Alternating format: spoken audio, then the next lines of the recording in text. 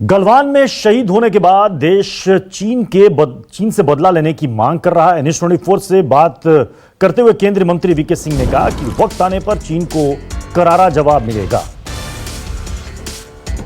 क्या हम लोग चाइना को या अपने नेबर्स पाकिस्तान को, अब तो नेपाल भी आंख दिखाने लगा है, क्या हम लोग सबको जवाब देने के लिए उस तरीके से तैयार हैं? क्या हम अपने टर्म्स पे, अपनी टाइमिंग पे जवाब देंगे? देखिए, कोई भी जवाब जो दिया जाता है अनुराधा जी, वो अपने टाइमिंग से दिया जाता है, सोच समझ के दिया जाता है। कोई भी चीज जल्दी में नहीं की जाती। बदला गर्मी से नहीं होता है, बदला ठंडे दिमाग से होता है। जब तक आप हर चीज की गहराई में नहीं जाएंगे तब तक बदला नहीं होता। और इसीलिए हमें इंतजार करना चाहिए। चीजें होंगी, चीजें की जाएंगी, और मुझे पूरा इस चीज पर भरोसा है कि एक बार जब बोला गया है कि ये चीजें व्यर्थ नहीं जाएंगी, जो हमने सोचा है कि कोई जिसने हमको नुकसान पहुंचाया है वो इस चीज के लिए तैयार रहे, तो इसलिए बहुत सारी चीजें होंगी। और सबसे बढ़िया चीज ये होगी कि हम लोग अपने आपस की आलोचना को छोड़कर सबके सब एकजुट होकर इसमें लग जाए कि कैसे हमने अपने शत्रुओं को, अपने दुश्मनों को नकारा करना है।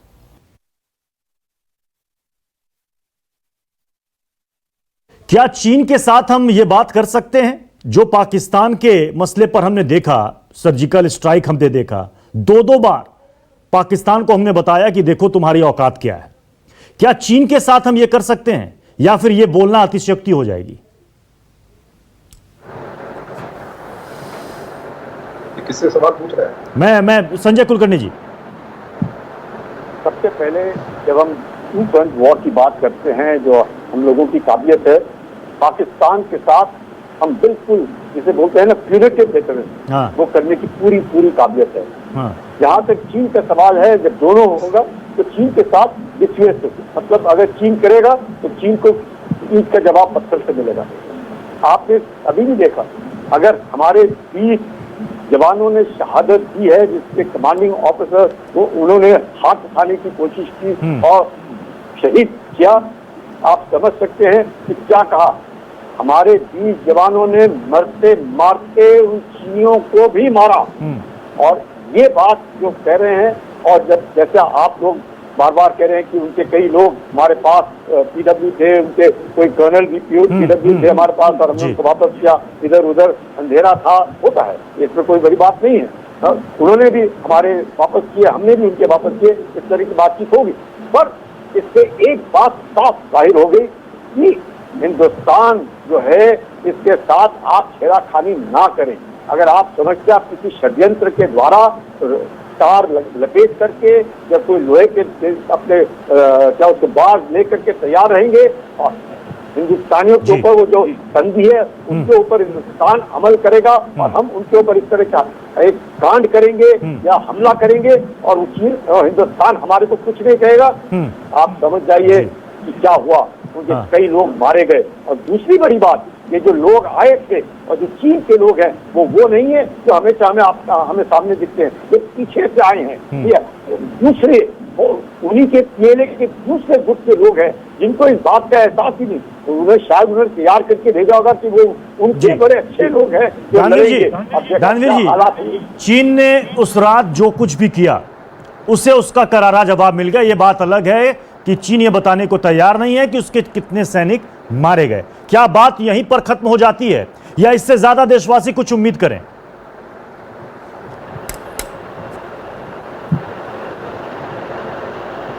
दानवीर सिंह। ओके, ये सवाल मेरे से था, सॉरी मैं समझ नहीं पाया। तो देखिए, बात यहाँ पे खत्म नहीं होती है। बात अब इससे आगे शुरू होती है। बात इस प्रकार से शुरू होती है कि देखिए, चाइनीज जो है तैयारी से आए, और उन्होंने हमें इस बात को कहने में कोई संकोच नहीं होना चाहिए कि उन्होंने हमें सरप्राइज कर दिया और वो इन इलाकों में बैठ गए। इनिशिएटिव अभी उनके हाथ में है, मोमेंटम उनके हाथ में था, लेकिन जब से हमारे प्रधानमंत्री ने ये कही कि ना वो हमारे इलाके में आए और ना हम उस इलाके में गए, और कोई हमारी पोस्ट पर उनका कब्जा नहीं है, कहीं ना कहीं ये एक इस स्थिति को विराम देता है, एक समय मिलता है हमें और तैयारी करने के लिए। और जैसा जनरल वीके सिंह ने कहा कि ये अपने ठंडे दिमाग से होगा। अब जब हम ये कार्रवाई करेंगे, और हम बिल्कुल सक्षम हैं, और जब हम ये कार्रवाई करेंगे तो हम अपने दिमाग से, अपने टाइमिंग पर और अपने जगह पर करेंगे। आप मेरे को बताइए, पुलवामा के हमले के बाद बालाकोट कितने दिन के बाद हुआ था? तो पाकिस्तान के साथ अगर उतने दिन के बाद हुआ था तो यहाँ भी कुछ दिन लगेंगे, लेकिन एक कार्रवाई होगी जरूर, क्योंकि मेरे को अपने प्रधानमंत्री पे विश्वास है। वो कहते हैं कि बलिदान व्यर्थ नहीं जाएगा, और बलिदान व्यर्थ बिल्कुल किसी हालत में नहीं जाएगा, ऐसा मेरा पूरा विश्वास है। अच्छा, एक चीज मैं समझना चाहता हूं दानवीर जी, पाकिस्तान, याद होगा आपको कि जब सर्जिकल स्ट्राइक हुआ था तो पाकिस्तान ने छिपाने की बहुत कोशिश की कि नहीं हमें तो कोई नुकसान नहीं हुआ जी, लेकिन बातें आज के समय में अंतर्राष्ट्रीय मीडिया से छिपती नहीं है। चीन कैसे छिपा लेता है? देखिए, चीन एक ऑटोक्रेटिक सोसाइटी है और एक डिफरेंट किस्म का मुल्क है। आपको मालूम है कि चीन ने 1962 की जो कैजुअलिटीज थी वो कितने साल बाद बताई थी? उसको मेरे ख्याल से 30 से 40 साल लग गए थे डिक्लासिफाई करने में वो डॉक्यूमेंट, जिसके तहत ये पता चलता है कि चीन की कैजुअलिटी हमारी कैजुअलिटी से तकरीबन 3 से 4 गुना के करीब थी। तो इतना समय लगा उसको और डॉक्यूमेंट्स को डिक्लासिफाई करने में कि चाइना की कितनी कैजुअलिटी हुई थी। और देखिए, हमें इन आंकड़ों में नहीं पढ़ना चाहिए कि उसकी ज्यादा हुई थी कि मेरी कम हुई थी। ये इंपॉर्टेंट मैसेज है कि हम लड़ेंगे और लड़ते लड़ते मरने को भी तैयार है, लेकिन हम छोड़ेंगे नहीं। ये एक मैसेज क्या है, चाहे उसके कितने भी मरे, मेरे को उससे कोई मतलब नहीं है, लेकिन ये मैसेज बहुत जरूरी था जाना कि हम लड़ेंगे और हम लड़े। जी मनीष, सरकार भी ये कह रही है कि भारत शांति चाहता है, शुरू से भारत की रणनीति रही है, अब बातचीत के जरिए मसले को सुलझाया जाएगा। ठीक है, हमारी फोर्सेस तैनात है, अलर्ट मोड पर है। आपको लग रहा है कि ऐसा तो नहीं है कि ये ड्रैग होगा डोकलाम की तरह 72 दिनों तक? देखिए, भारत का साफ कहना है प्रत्युष की अप्रैल 2020 का जो स्टेटस है वो यथास्थिति को बहाल करे। यानी कि चीन को एलएसी जो अपनी पुरानी स्थिति है वहां पे पीछे जाना होगा।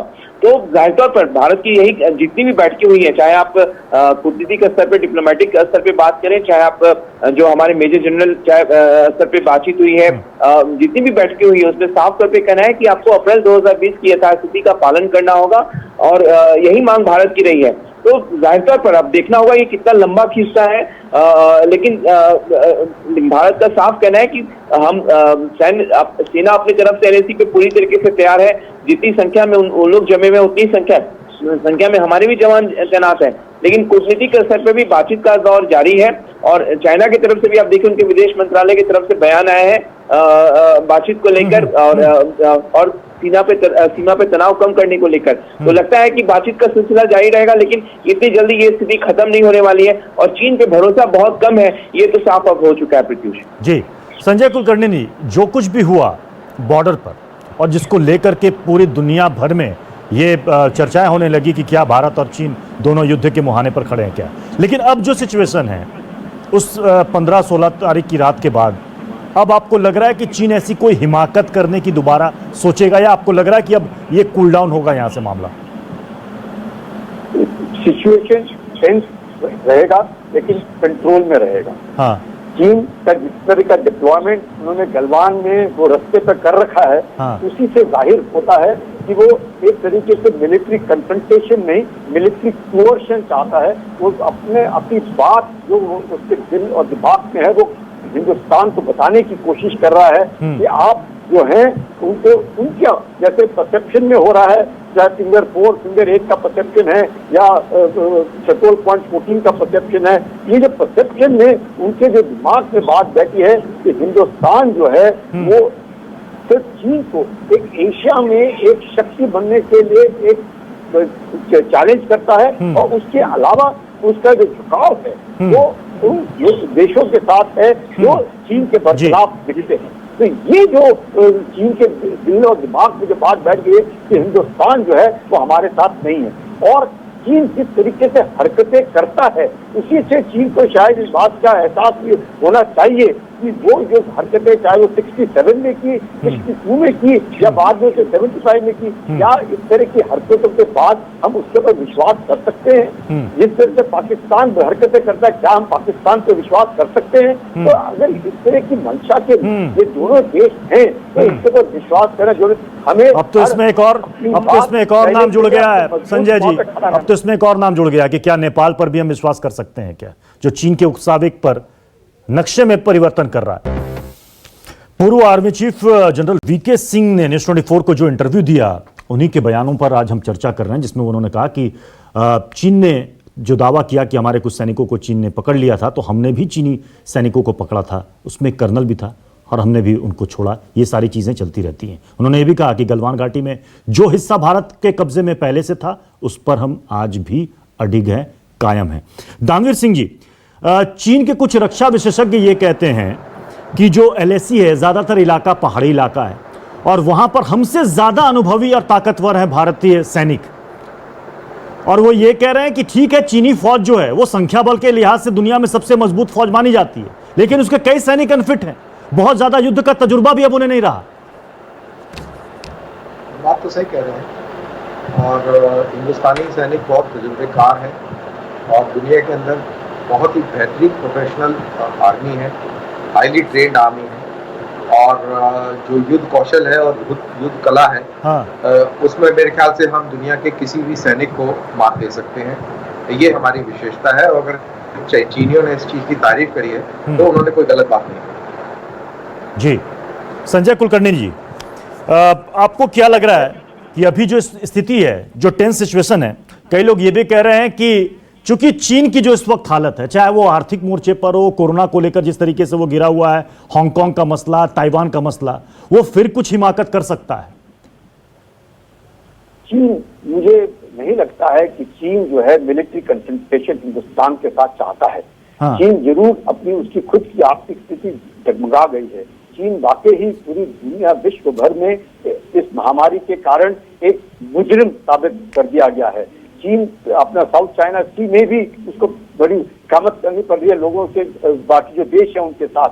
आप हांगकांग में देखिएगा, आप ताइवान में देखिएगा, पूरे विश्व भर में जो आज की चीन की जो छवि है, हाँ। उससे जबरदस्त झटका पहुंचा है। और उस चीज को मद्देनजर रखते हुए आज जो चीन की छवि हिंदुस्तान में है, आप देख लीजिए किस तरीके से लोग रास्ते के ऊपर आए हैं और ये तैयार है कहने के लिए कि हम चीन का सामान इस्तेमाल नहीं करेंगे। तो इस तरीके से जो चीन के बरखिलाफ जो बातें उठी हैं, उन सबको देखते हुए मुझे नहीं लगता है चीन में आज की तारीख पे काबिलियत है।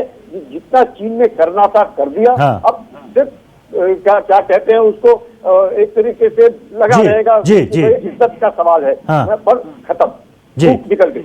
जी, चलिए, नमस्कार, मैं हूं मानक गुप्ता।